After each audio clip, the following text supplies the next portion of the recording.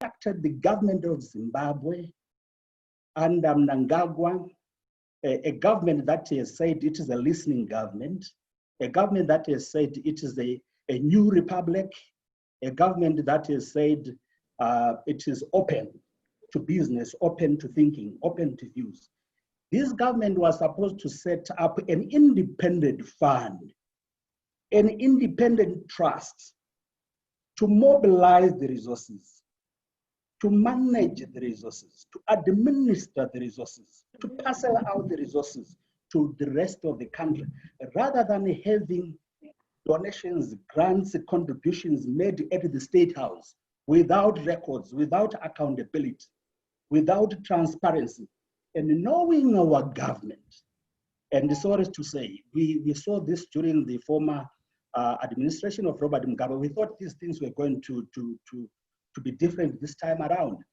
The government has continued to be a big leaking bowl. And all these resources that are coming in, they are not monitored independently. They are not recorded independently. The abuse, I think we are going to have a monumental abuse of those resources.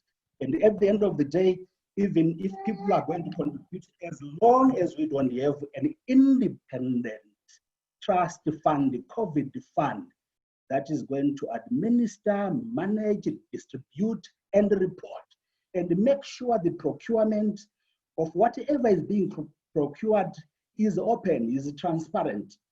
All the records, who are the beneficiaries, all these things are supposed to be on the open. That's where development would come in.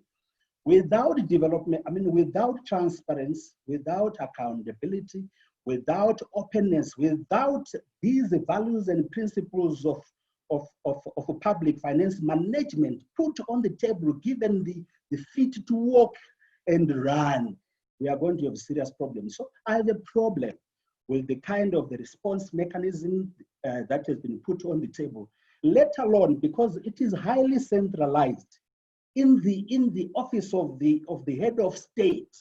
So very few people have access to the person because of the nature of the office that is handling those issues. And let alone the local authorities, people outside there. There are a lot of people there, good, willing people there, who are in the call phase of fighting the pandemic. And they are not accessing those resources. The red tape that you have to go through in order to get those resources is so long, is so opaque. So that is a problem for me when it comes to the way the resources are being mobilized, the way the resources are being distributed. And I don't know the mechanism.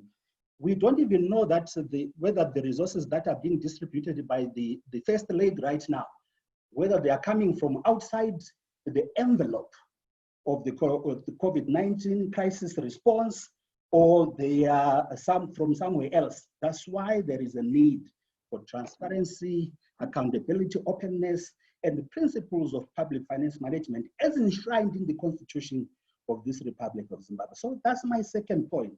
And I put on the table the second point, the third point rather, which has been strongly raised by Tandegila, I think, the issue of remittances. See, the people of Zimbabwe, given our economy, we are in an economy, a full-blown economic recession, if I may say. And how people are surviving is not because they are getting anything from this government, anything from the economy, from inside. A huge percentage of the people are surviving because of diaspora remittances. And this COVID-19 crisis has crushed, has dried up all the, let me say, the viaducts of the remittances that are coming to the people. And I know for sure that the people of Bulawayo, most of the people in Bulawayo are either in South Africa, Botswana, and in the rest of the world, like others across the world. So without remittances coming into the economy, coming to the people of Matabele South, who are relying on South Africa, the rand, who are relying on diaspora, we have a serious problem. Yes, we have a health problem. Yes, we have an economic problem, but more so here, the welfare problem. It's a welfare crisis without the remittances coming into the country. So we can't talk of development. You said I must talk about development. You can't talk of development when people really are scratching for survival. This is about survivalism. Survivalism at a personal level, survivalism as a family, as a city of Bulawayo, Harare, as a country, and as humanity as a whole. So the kind of development that we can talk about for now is really how to sustain the communities in terms of their livelihoods. Remittances, diaspora remittances have been the lifeline for the people of Zimbabwe, and in particular, I'm very sure of the people of Matabeleland South, Matabeleland North. So the financing of containing COVID-19 becomes very, very difficult at household level, at personal level, and we can't even talk of real development on that note.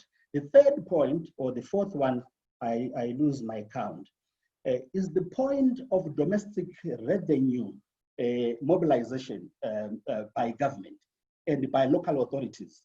And let me start with the local authorities. With the extended lockdown, there is very little that the local authorities are getting. People are not able to pay their rates. Sewage management is a problem. So it's the local authorities are dry, and yet these are the people on the forefront. They are frontliners, just like our health professionals, our doctors, Mbanje here, and others. The local authorities are hand-strapped, they are handcuffed in terms of their response to COVID-19. And as I have said earlier, the government is centralized. The grants, the contributions, and humanitarian aid that is coming into it, and very little that goes to local authorities. And all local authorities are orphaned. They are left to fend for themselves. If there is anything that goes to them, these are trinkets, just by the way, some crumbs, at times according to political affiliation, according to political powers, or political figures. If there is a political figure who is strong in your local authority, in your region, in your province, perhaps you can access those resources. But if you are not, then the local authorities are left to fend for themselves. So it's a problem in terms of revenue collection for them, revenue mobilization, whether taxes, whether royalties, whether whatever fees, is becoming a problem at local level. But the problem is the same at national level. This country relies and depends on exporting commodities. We are a country that really depends on commodity exports. We export our coal, our platinum, and all other minerals and metals, precious stones. That's a problem now because, like my colleagues have said earlier, the closure of borders and the closure of this inactivity, economic inactivity, has meant that the country is getting less. The little that is coming in is, as I said earlier, is in the form of grants, but we have a serious problem of leakages, corruption, and illicit financial flows, as we might all know. So there is a problem in the domestic resource mobilization. So what can we do in terms of going forward as a country? I think it is important for President Mnangagwa and his government to go out there and really fight corruption. Really fight corruption. I wonder, no one can explain to me why the whole president, who has the powers to defeat Robert Mugabe, who was so powerful, because Mugabe was powerful, and this guy, who defeats Mugabe, who takes over Mugabe like that, he must have more power. Why is he not using his power? Why is he not using the instruments that he has, the constitution, his power, his office, to stop the leakages? You see, the monies that are going outside the country are enough to run a COVID-19 program. We can contain the fight against the coronavirus, just using the resources that we can extract from those that we have stolen from our national pace. And so I would like to challenge government. Government has got this responsibility. If people die in this country, people may not die too much because of the corona itself, but dying because of the economy, dying because of the lockdowns, the extensions of the lockdowns, that blood surely should be flowing to the State House, because State House has got that power to stop the leakages of the financial resources going outside the country, using the constitution of this republic. And I would like to challenge them on number 2. I think the government must go out and call for debt cancellation. It is important for government to call for debt cancellation instead of continuing paying debts. I know we are not paying debts to the international financial institutions like World Bank, IMF, or African Development Bank, the European Investment Bank, but we are paying something to the Chinese. There is something that we are always paying to the Chinese, and that should stop. I think we can't explain that. Government can't explain why we are losing resources paying the Chinese, whether it's through the funds themselves or through the resources, through farms, through material, whatever is being used to pay.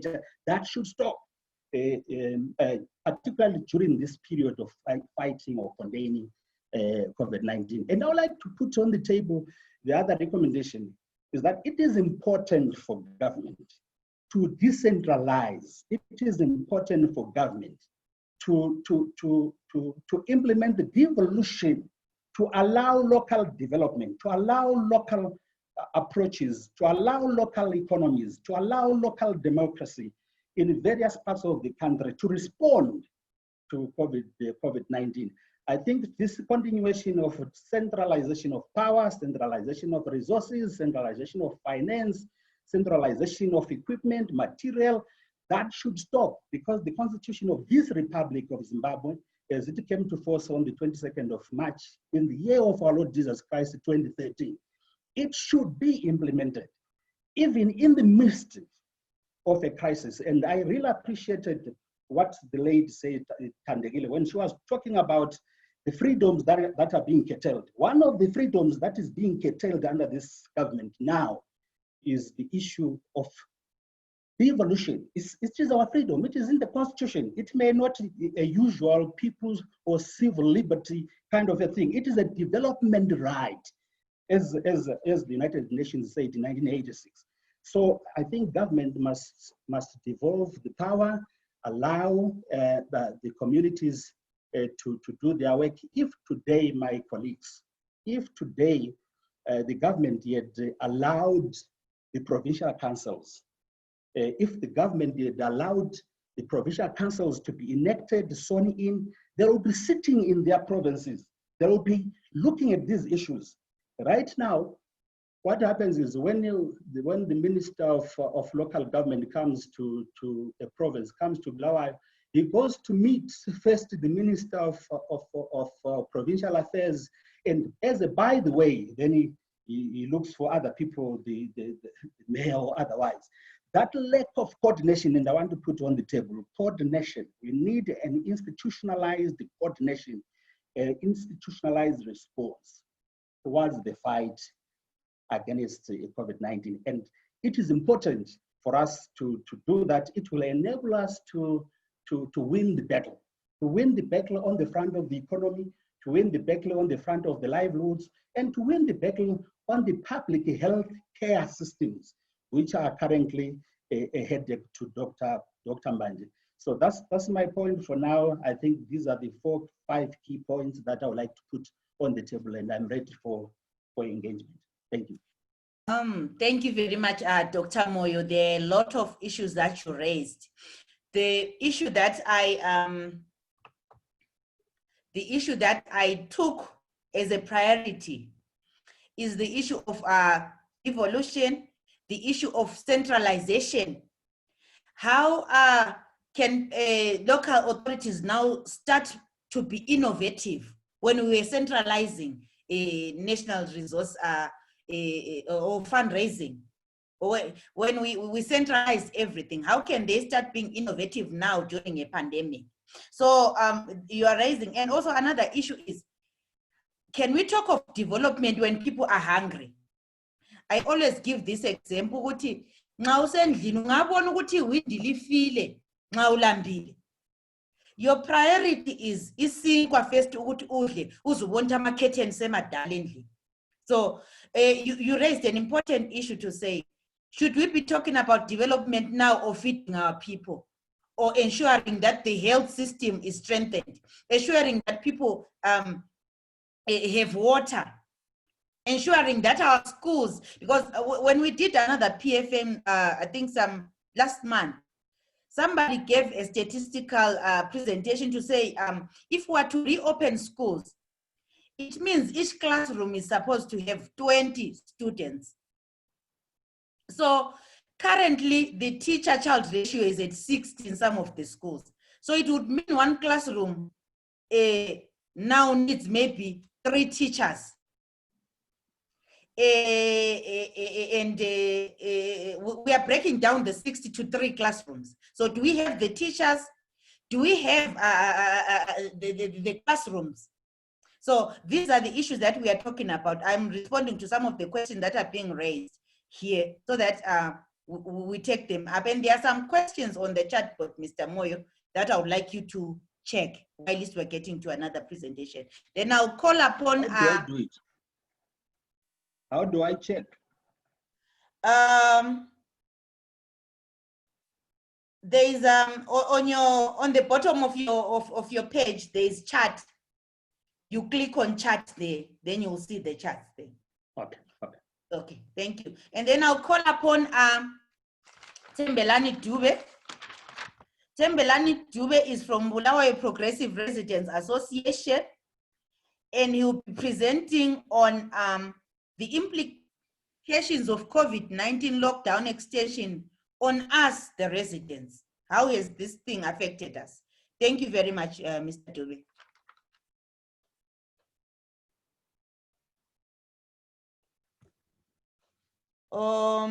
We have, hello? We are having we can't hear you.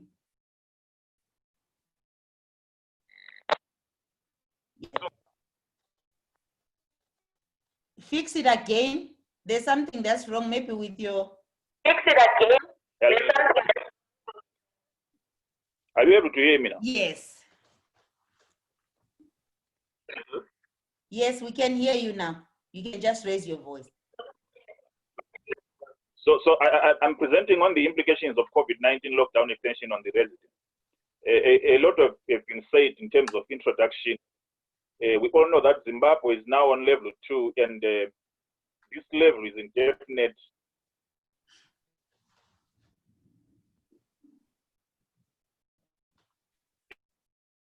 What the president said is that the restriction and the implications of this in the education. The education institutions, when the education institutions as students continue to lose education time, when the education institutions are closed, SDCs and parents meetings are not convened. And as residents, we tend to worry about what happens to these institutions' budgets and the use of funds. Are they not compromised? That becomes our worry. We also look at the informal traders. Someone here earlier on mentioned on the vending or the vendors. We are saying that when the lockdown continues like this, vendors continue to be banned. Therefore, vending bays in the cities and towns are demolished. Vending is relocated to residential areas. As a result of that, these vendors don't have a source of income or livelihoods for the vendors. When this happens, there is exacerbation of households. So that becomes our worry. And then we also worry about the identification of vulnerable households. How is that done? Because we heard sometime that the government was disbursing some funds. These funds have been delayed, and at the same time they are compromised because We have seen some families who registered not because it seems that like there was parallel registration. Some families were being registered, while others were also registering on someone else. So we are worried about that compromise that may come up as a result. And then also the issue of public transport. We have these combis that are still banned indefinitely. Relatively, the cheaper ZUCO franchised buses and combis are the ones that are allowed to carry the commuters. And in the process, we are saying that these ZUCO buses for the residents, yes, they may be cheap, but are they efficient? To us, they are inefficient and they are insufficient. The public is subjected to long queues and long hours when we are standing in those queues. The public is also exposed to criminals in the morning, especially when you want to get a bus to go to work. The other day, I drove as early as 4:30. People were already queuing. There was a long queue. Then I asked myself, how did they get there? Then the livelihoods of these combi operators, the combi drivers, combi conductors are compromised as a result because most of them now are unemployed. And how are they surviving? Then as the residents, we are worried about this ZUCO monopoly. The ZUCO monopoly seems to be created through public financing. Is there any accountability? Why are these buses not painted in ZUCO colors? Is it a private empire which is funded by public funds, which is going to continue to be benefiting during this lockdown period? Then food shortages and price increases. Since lockdown and with the continued lockdown extension, we have witnessed that the GMAS, Grain Marketing Association of Zimbabwe, zonal meal distribution seems to be failing. Also, the subsidized meal is in short supply. There is no meal in the shops. Prices of basic commodities continue to rise. Price moratoriums are ignored. Food supply, they are cutting the sense that most of our food or their food parcels or their groceries from South Africa. Some of us, we have got families in the rural areas. How are they going to be getting that food if we continue under this lockdown, which has been extended under level 2? We heard about the rescue funds for businesses during COVID-19, which was to the tune of about 18 billion or 18 million. Is it 18 billion? We are saying, how are these funds going to be distributed? Are they going to be distributed in a transparent manner? Or very few and connected individuals are the ones who are going to be benefiting from this? We also look at the issue of public gatherings, which are prohibited. There are no public meetings. There are no consultative meetings. Residents cannot engage with their leadership. We have witnessed of late the top-down approach through statutory instruments. The parliament is not inactive. So if the parliament is not active, who is providing that oversight role? And as a result, as residents, we are worried about the accountability, especially on the COVID-19 funds and donations. These may be compromised. We also focus on the residents' health that is compromised. Because travel restrictions, both internally and externally, have been stopped because of this lockdown, which someone said is a necessary evil. Yes, it's a necessary evil. But at times, we have to consider that we have some residents who were relying on medication from South Africa, residents who were relying on medication from the city centers to the rural areas. Now those people's health are under, or they are now compromised. Then we also talk about access to medical facilities and medication, which has been compromised. If, for instance, my mother in the rural areas needs to travel to Mpilo Central Hospital, or Mpilo or Matadeo or any other hospital, because of this lockdown, it becomes a challenge for her to travel from the rural areas to come and get medication this side. Or if someone is in Bulawayo, is supposed to travel to Harare, also that is compromised, and the health of the residents is also compromised in a sense. We have heard that residents are expected to pay for consultation fees at health centers. What if someone is going there, maybe not feeling well, isn't that going to compromise the isolation that we are talking about of residents who may be presenting with COVID-19 symptoms? And if that individual is asked to pay, what if that particular person doesn't have the resources to do so? Then as a result, we have lives that are compromised. Of late, we have heard that testing thermometers are expensive. Someone was talking about $100 per thermometer. And of late, we have also had some individuals having tested positive earlier on and then negative later on. So we are saying that as long as we continue to be under lockdown, the people's lives will be compromised, because some of these gadgets that are supposed to be using, one, they are expensive. Two, some of them are not reflecting what they are supposed to be reflecting. And as such, we are worried about the COVID-19 grants. What are they catering for? How are they accounted for? Then we continue to face water shortages, especially in Bulawayo. We are now subjected to 144 hours of water shedding in Bulawayo, which means we only have water for a total of 24 hours. That is 1 day. We have some areas where taps have run dry. We have examples like in Kanini, Pumla South, and so forth. They haven't been receiving water for the past month or so. Even in places like Pumla Old, they have gone for almost 2 months without water. Bulawayo community bowls are not repaired. Recently, we heard that the government released about 10.6 million to resuscitate the Nyamandobo bowls. So the water challenge continues in this lockdown, and if most of these bowls are not repaired, then the residents continue to face the challenge, because one, they are not allowed to travel long distances. We are still under lockdown. And then we are saying, who pays the oversight role from the procurement of this, for the completion of this project, that is the Nyamandobo project. Of late, we have seen ministers running on the ground, who is paying that oversight role for the residents of Bulawayo to move out of this problem of water shortages. And then residents have also indicated that because of the extension of lockdown indefinitely, they have witnessed or gender-based violence continues in the household. And then the abuse of minors is also another problem. So what is it that can be done during this lockdown to avert that?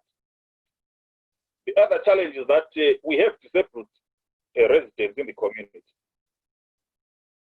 Who is funding for these individuals? COVID-19 information is not reaching some of them, because we all know that when information is passed on various platforms, normally these disabled individuals are ignored, and the residents are worried about that. As a way of concluding, yes, lockdown extension is meant to curb COVID-19 spread. However, we are facing a lot of challenges as residents during this COVID-19 indefinite lockdown.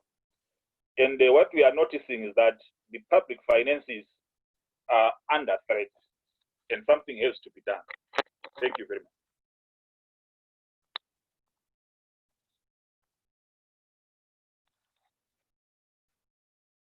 Thank you very much, Dube.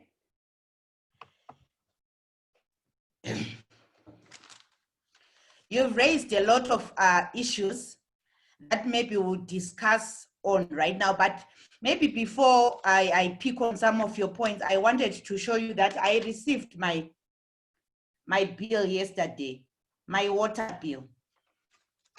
So my water bill, I did not have a squarity. I'm a good ratepayer, because I want to input to the development of my country, and I ensure that I pay my rates. But then I'm owing City Council 142.79 from zero.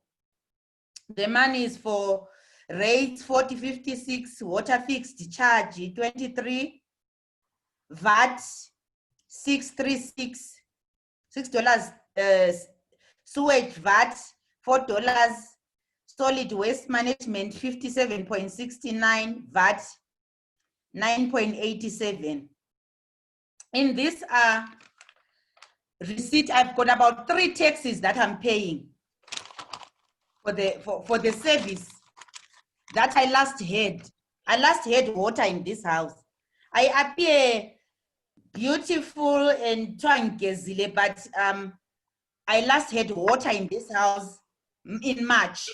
It's not a lie.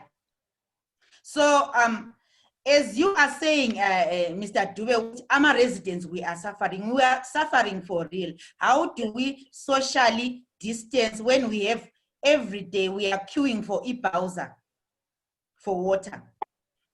And then at the end of the day, as Tandegile said, if I don't pay this bill because I cannot afford it now, it will accumulate. The next thing, I'll have another problem. So where is the 389 million others are asking on the sidebar? Because it should be subsidizing some of these things. To say, okay, I cannot pay for now. I do not have water for now. I can't wait for Nyamendlov. Okay, why can't we buy Bowsers and add Bowsers for now? Because I need water now as a resident. So these are the issues of the bus, like you are saying. I live by the main road. This bus start picking up people at 3 a.m.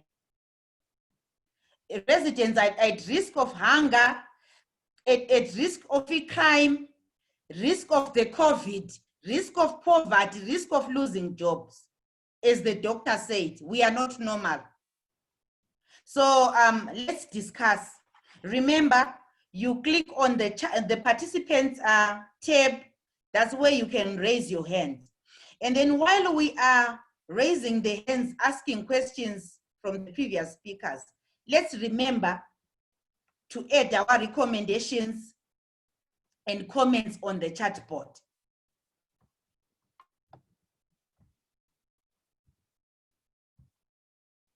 So now I'm checking for people who are raising their hands now.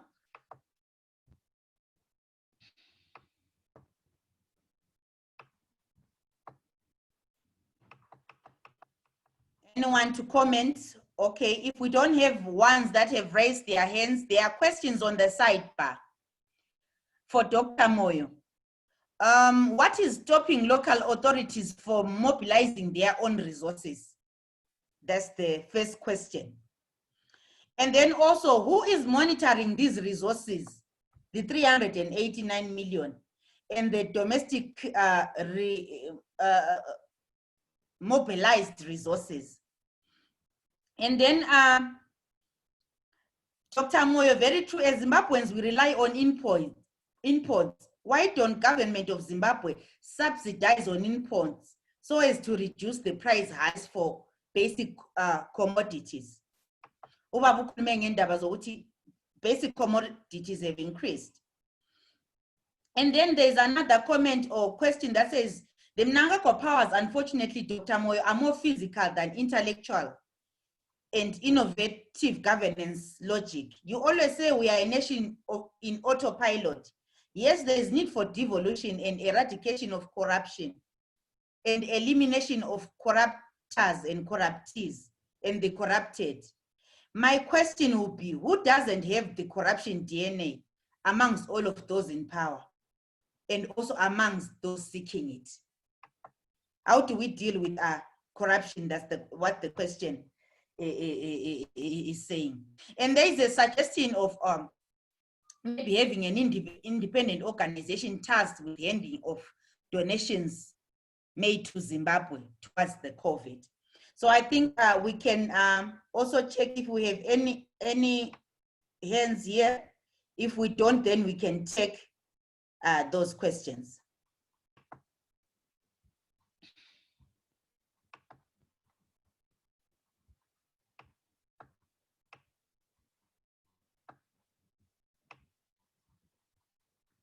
I have Tando Gwinji, I have Everson Ndlovu, and Temba Chivea. Please go in that order. Tando, Everson, and Temba. Thank you, Flo, and happy birthday. I have a question that is going to Udok, ukhulumeka kakhulu ngendaba ye-devolution. But we already have parliamentarians who are really not doing anything.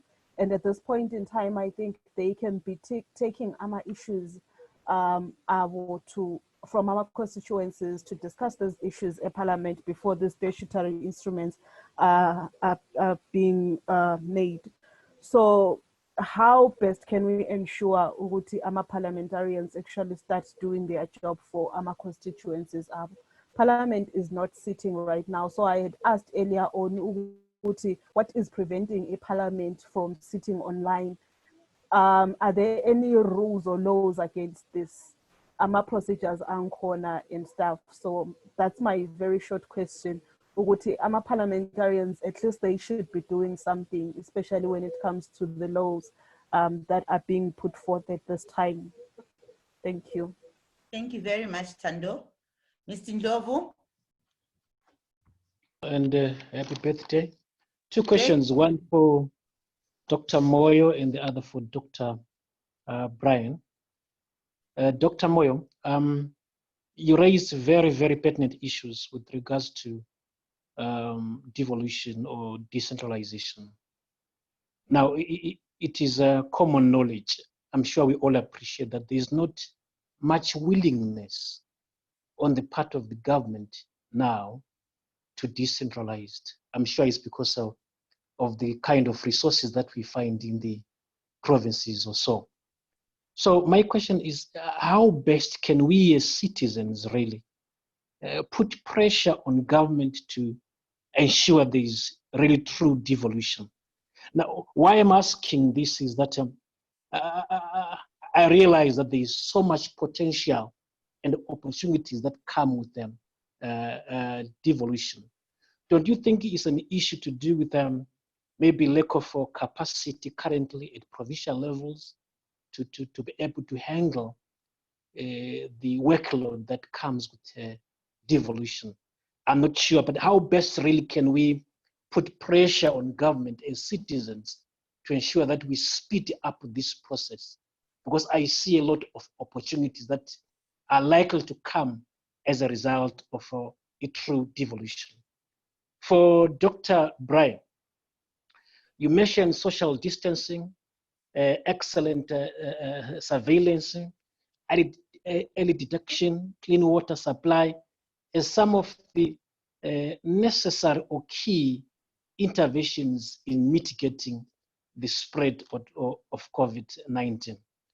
I like the way Ministry of Health gives us an update on the cases across the provinces. But you hardly hear any update on social distancing, and yet is key in those interventions. You hardly hear on what you have done in terms of the excellent surveillance that is being done, and so many other key pillars that are there. Where do we get that update? Who, for example, is supposed to monitor social distancing? Your picture, remember your first slide, the picture you gave us on at that bank. That's the kind of picture you get across, say, for people waiting for ZIMCODD, people wanting to buy from. So that's what you get. So my question is, do we as Ministry of Health or government leave that portion to police, to social distances, or to the people themselves? Is it really important for you in the Department of Health to ensure that there is social distancing? And if you could give us briefly, what has been the benefits of this lockdown in terms of, remember you said lockdowns actually time for government to put in place excellent interventions to ensure that we're safe. What has happened so far? I'm eager to learn, to hear those strides that we have taken as Ministry of Health. Thank you. Thank you, Themba. Thank you very much, Flo. And happy birthday. Senguzwela khona apha lami ku meeting.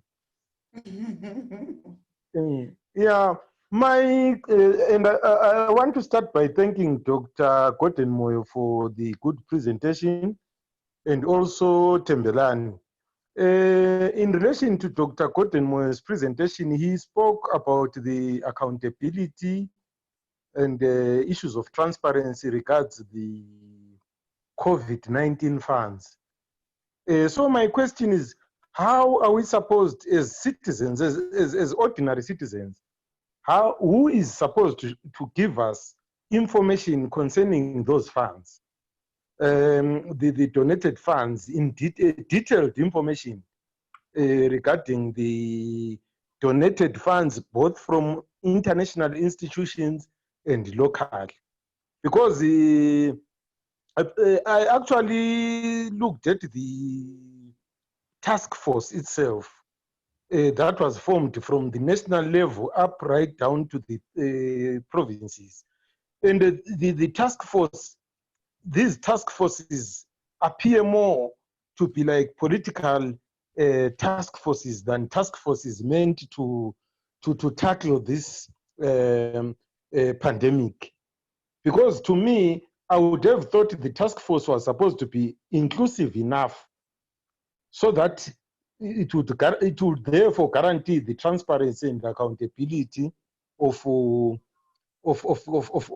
these donations, whether they are financial or material or whatever. And then I also want to know who is responsible for giving us that information in this case, because it's information which is supposed to be for public consumption, because those funds are meant to assist citizens, not individuals. So it is against that kind of situation that I want to know who is supposed to furnish us with the information regards the donations, and how do we expect them to be transparently handled when the task force themselves it doesn't seem to be inclusive enough, because it appears it's got political figures there, and the political figures being from one political party for that matter. Thank you very much, Flo. Okay, there is Norma. Norma, you can go ahead. Okay, thank you, Florence. Okay, I want to ask a few questions in terms of COVID-19 and the government's response. I'm looking at a situation where the government seems to be responding well in terms of lockdown and other measures. But what about that response on how is this COVID affecting abantu, like on their social and economic rights? If we look at informal traders and look at our driver bomtova, how are they going to survive without money? Is the government putting anything in place with these people who are now out of employment? They have no livelihood at the moment. Are they going to be given money? What is the government planning to do with these people? Because there will be a rise in lawlessness in our cities, in our country. Because those people no longer have money to feed themselves, they have no money for food, no money for anything. What are they going to do? Is this not like a recipe for chaos that is going to come after COVID or even during COVID? So those are some of the questions that I would like maybe an answer to from the guy from Mama Residence and the government. What is it doing? Is there anything in place? Even these monies that are coming in, was mentioned, millions and millions, are they going to get to the people? Especially also looking at the history of our government and corruption, especially on issues of corruption. Yeah, well. Thank you very much. I'll give to our panelists maybe to respond, and I'll also ask you after the two, Dr. Brian, to also respond to your specific question. Thank you, Dube and Moyo. We'll start with you. Yeah.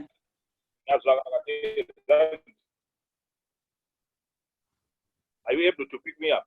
Yes, I can hear you.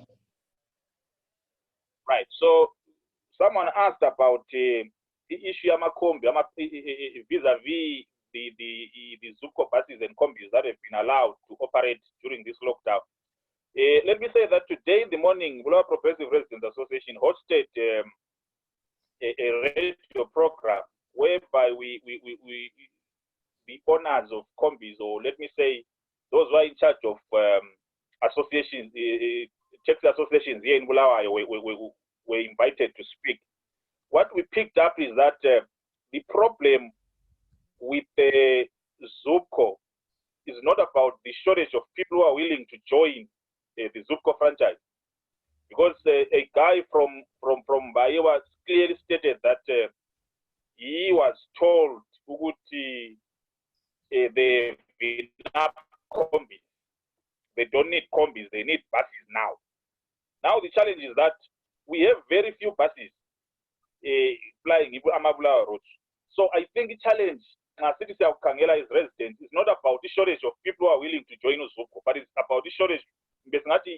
He will make a will from the ZUCO company to incorporate those combis, because there are a lot of combis that are willing to join that scheme. But now, kaya so nganto abulama requirements or to funegi bus instead of combi. That's what they said in Sagazu.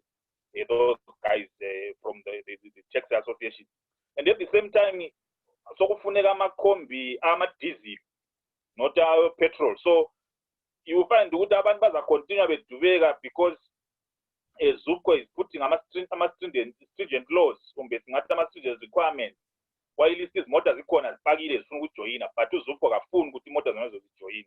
I don't know why. And as such, the residents will continue to suffer. The last time we asked a guy from ZUCO, they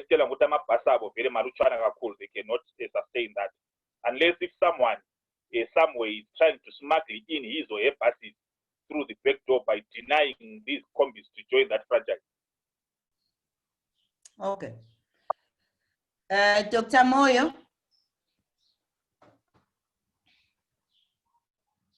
Dr. Moyo. Hello. Can you hear me? Yes, Can you hear me? Clearly. Okay. Thank you very much. The question to Tando about MPs. There is nothing that stops MPs from meeting, either through a virtual meeting or meeting in Parliament, and maintaining social distancing and other protective measures. I don't think the problem is in the meeting. I think the problem is more structural and systemic. The depth of the engagement. Our problem is that in Zimbabwe we have a whipping system, a part whipping system. Because MPs belong to a political party, they are told what to say and what not to say. So engaging on issues as this one, where the presidency is being challenged, then there's a problem for MPs to do that. The problem is more structural and systemic because of the whipping system. And it is unfortunate again that even within the opposition ranks, the opposition is not rising. It's not raising the bar at a time when there is a pandemic like we have. The opposition MPs are right now under threat. There is an internal fight. So as a result, the country is on autopilot, like somebody said earlier on. Then, given the circumstances and given the context, we then need the citizens through their organizations, civil society, NGOs, and everybody to come in to rescue the situation and challenge government. We can't say because MPs are failing, therefore we can't do anything. I think we need, as citizens, civic society organizations and NGOs to do something about it. Councillors, I think, is the same.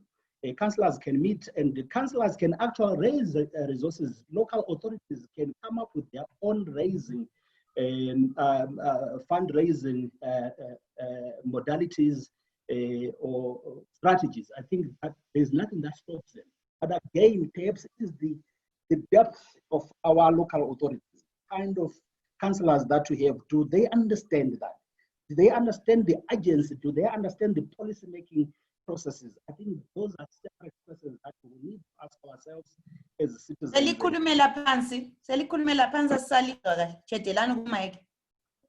Okay, what about now? Yes, clear. Good. So my last point there on and was councillors, and I was saying councillors can equally meet and they can mobilize resources because local authorities are allowed to. You remember Christmas cheer funds by mayors. That does not stop them to mobilize for the COVID fighting. The other question came from Everson about devolution. What can be done because they are not takers. Government is not interested in implementing devolution. Problem is with the civic society on this one for me. As civil society organizations, NGOs, and all other social movements, we demobilized on devolution. Once devolution was accepted into the constitution, we said, okay, God, thank you very much, it's done. I think that was wrong. We're supposed to continue. We're not supposed to demobilize. The civil society was supposed to continue fighting and fighting even harder to make sure that there is implementation. Because as you would know, the history of devolution, the ruling party was not interested at all. In fact, it was opposed to devolution. Devolution came into the constitution because of other reasons and because of the GNU. Otherwise, without GNU, there was not going to be any devolution in that constitution. So civic society is challenged. Go ahead and mobilize and demand the implementation of devolution. The third question from Temba, the issues of accountability and information. In my earlier submission, I said there is a need for an independent COVID-19 National Trust Fund. People who are appointed because of their pedigree, because of their integrity, because of their record, public record, public trust and public confidence, and not political appointees to run this fund.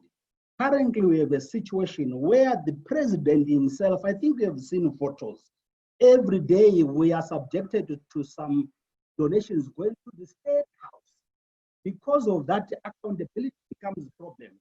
Right now, we don't know whether that money is now part of the fiscus. Is it now part of the budget, or it is ring-fenced for the purposes of fighting COVID-19?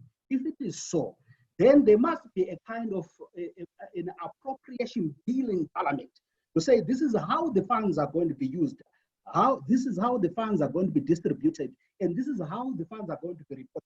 Right now, we don't have that. It's opaque, it's a black box. It's a problem. And again, I think it is up to the citizens. And it was supposed to be Parliament to demand its rights, to have an appropriation bill brought to Parliament in order for them to accept or reject the way the funds are going to be used. And like I said in my earlier submission, I even suspect that that kind of some of the resources are being used outside the COVID-19 government parameters in the name of perhaps the First Lady's organization, the NGO. We don't know. I can't say that for certain. So there is a big problem. Again, so as civic society, media, and everybody else, all democracy campaigners, accountability campaigners should raise their voices rather than lowering their voices on this matter. On the issue of informal traders, I think that has been covered, but I just want to say it is important for government to raise funds and have cash transfers to the people of Zimbabwe, to the vulnerable, to the poor, to the women, and to children outside there. There is a need for money, but that money should not be printed. We are told that we are going to have new money, and I suspect that they said they are going to print about $600 million. Maybe they are going to print $18 billion. And that printing machine will create more problems for the country. So there is a need for proper accountability and transparency on the current resources that are available. They will go a long way when those resources are repurposed, reprioritized to the needy areas, to the needy communities, rather than going to some other sectors that may not necessarily be part of fighting COVID-19. I think these are some of the questions that were raised to me. Yeah. Yeah. Thank you, Dr. Brian. Yeah. Yes, there was a question for you from Everson. All right, I think I received a question from Mr. Everson Low, then Malanga indirectly questioned, and then Musa Chinembi also put a question on the Zoom group chat as well. So I'll try to answer those three short and precisely. So Mr. Everson was saying, who has the responsibility of social distancing? Who has the responsibility as well to enforce the social distancing, the strides by the government in terms of providing equipment and, testing kits and the PCRs, whatever, which is responsible for curbing the pandemic. So I think, by and large, the responsibility for social distancing, both stakeholders, the government and the people in general, the public, are responsible for social distancing. In terms of the public, everyone should know what social distancing is and how it is helping in fighting the pandemic itself. So the scientific evidence is just that after coughing or talking, the particles which are carrying the coronavirus, be it after sneezing, that saliva or something is heavy enough such that after a meter or two, the particles drop on the floor. So that social distancing then is essential. But for enforcing the social distancing, it means that the uniformed forces, the police by and large, or the security guards by the shops should be the ones who enforce the social distances in cases that the public do not comply, but not to use force. So it then becomes pretty much difficult. Then, for example, the queue is 200 people, and then people are told that inside the shop there are 50 millimeter bags and stuff. I hope you're getting what I'm trying to put across.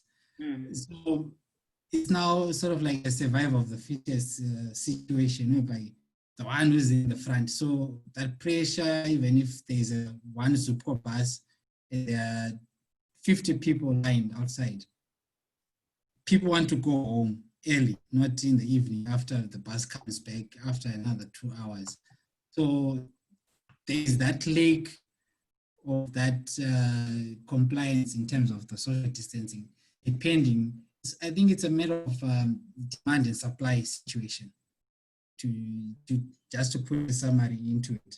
Then in terms of the strides that the government have done, Mr. Everson said the Ministry of Health is very, I don't know if we can say very efficient, but it tries to give us updates on a daily basis on the number of cases, but doesn't give us, a summary or how it's on its strides in terms of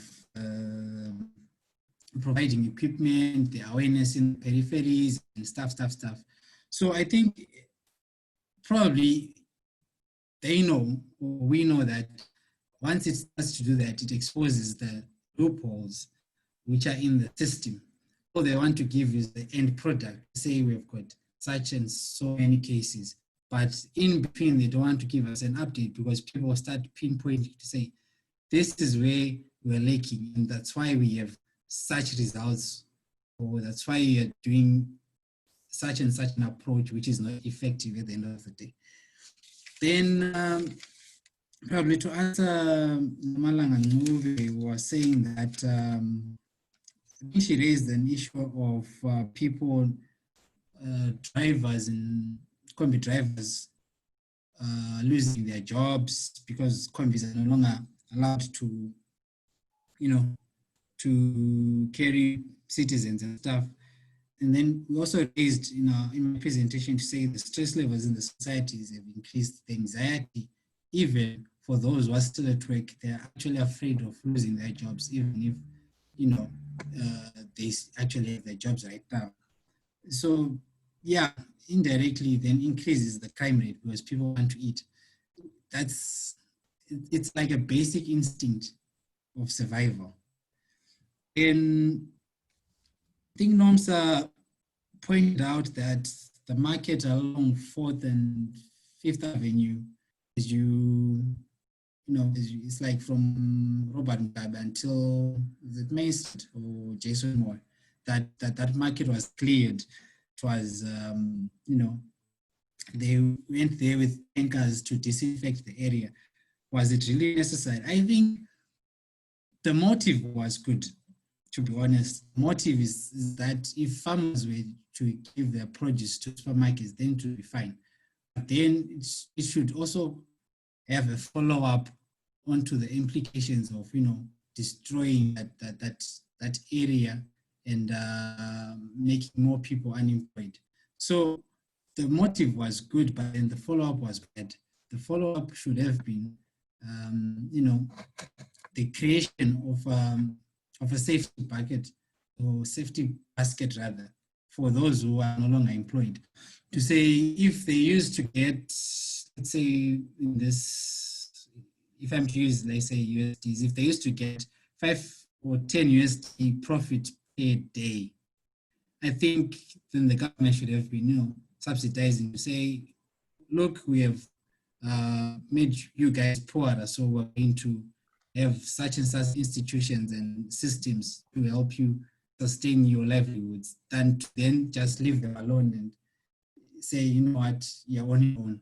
That was the main problem. But otherwise, I think everywhere, even in the developed countries, that was their move to say,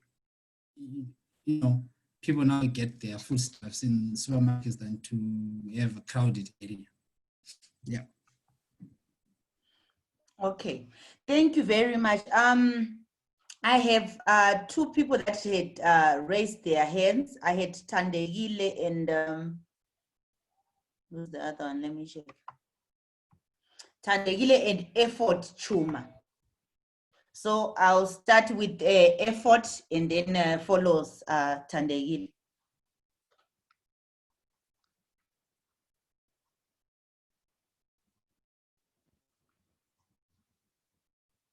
All right. My question goes to Dr. Moyo. Well, he has already responded to part of my question because after raising my hand, I heard him responding in part of his response. But my question goes to the accountability. Dr. Moyo,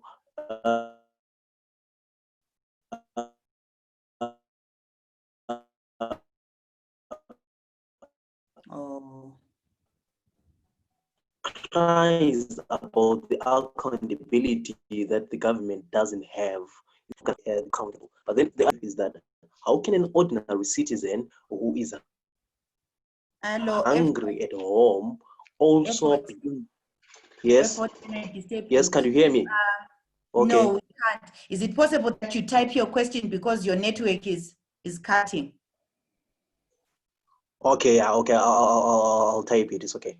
Try for now. Try for now. If we fail, you type. Try.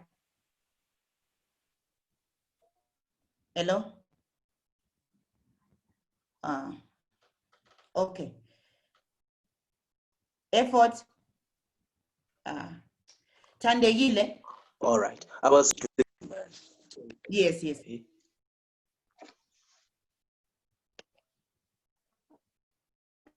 Your network, I don't know what's happening to it.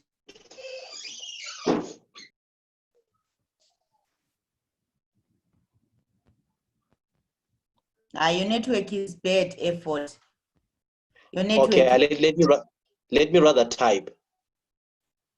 Okay. Okay, we'll call upon Tandegile. Okay, thank you, Flo.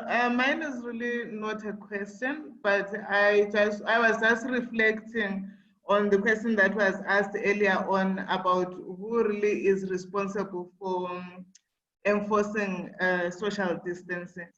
And I'm thinking, while we have people who have the mandate to enforce provisions of the SI, I think as citizens, we should also take a certain level of responsibility. I've been listening to arguments around the pressure for certain services. I've seen queues at ZUCO and all, but it's not always the case that people do not exercise the social distance because there is pressure to access a certain service. I've been to supermarkets where there is no milk, no sugar, no cooking oil. There is no reason for people to be too close to each other, and they constantly have to be reminded to maintain a social distance. You know, I think there is a certain level of individual responsibility, each one of us making sure that wherever they are, be it in a queue, wherever they are, they take responsibility and exercise the social distances, particularly in spaces where there isn't that much pressure.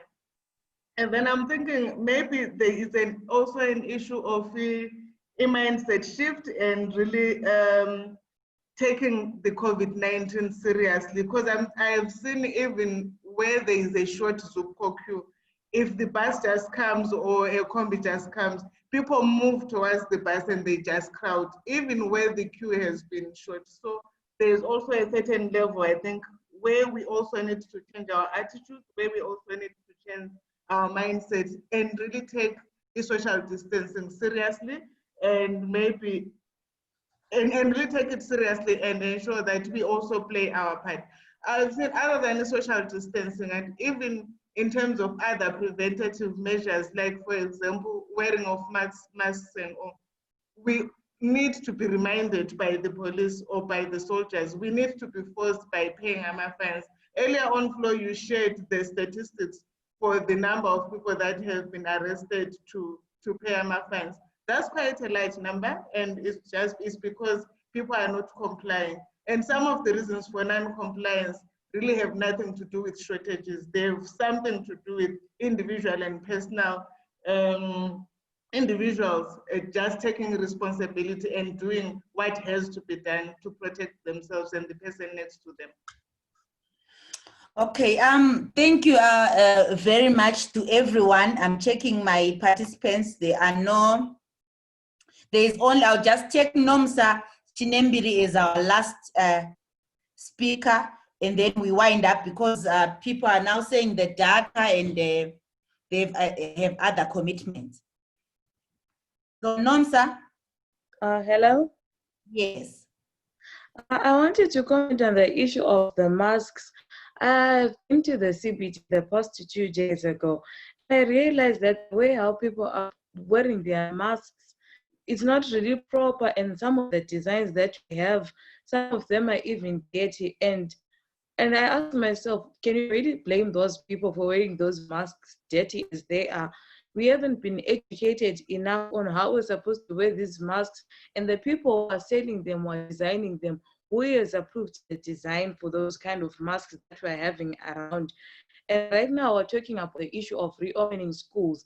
Are we really ready to open the schools? Have we been educated enough on how we wear the masks, on the social distancing, like what Tandegila was saying? Have you been really educated enough on how we should handle all these things, especially the key things, what the social distancing and the issue of wearing masks?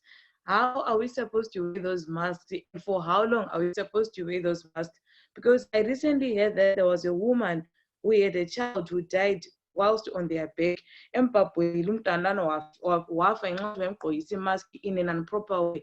So what should you do about that? Who is responsible for teaching people on how to wear their masks? Thank you very much, Nomsa. I think as we close our meeting, I would want to apologize that our board member, Melusi, could not attend this meeting due to technological glitches. So I have another board member in here, Pagamani. Pagamani, are you here? Pagamani? Okay, if Pagamani is not in, I also have Noma. I'm here. Noma, can you hear? I'm here. Pagamani, are you here? Yes, I am.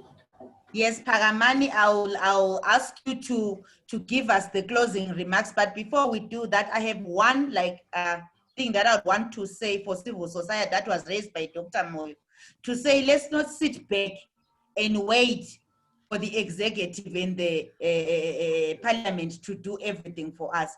As taxpayers, we should start demanding accountability for the almost 400 million United States dollars. We should start questioning the relevant ministries of the money that has been disbursed, i.e. maybe specifically the Minister of Finance, to say how has the 18 million rescue package been disbursed. We should also start the discussions on how we should budget the 18 million for ourselves and provide the budget for them, because if we don't do that, they'll budget for us. So with those words, I'll call upon Pagamani to give closing remarks. Okay, thank you, Flo. What I would like to say is afternoon to everyone, and Flo, happy birthday. We have been given information on the state of Zimbabwe when it comes to the COVID, the challenges that are affecting our citizens, and also we now know which sector or which communities affected by what. So what's next? We've been provided by this space on Zoom.